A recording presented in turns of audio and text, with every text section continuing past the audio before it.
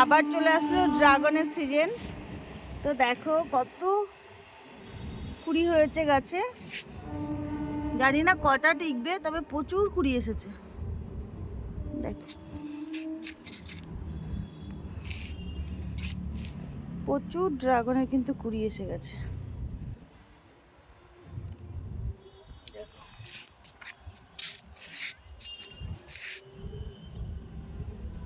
দেখা যাক কতটা কি টেকে, সেভাবে তোমাদেরকে আবার দেখাবো সব।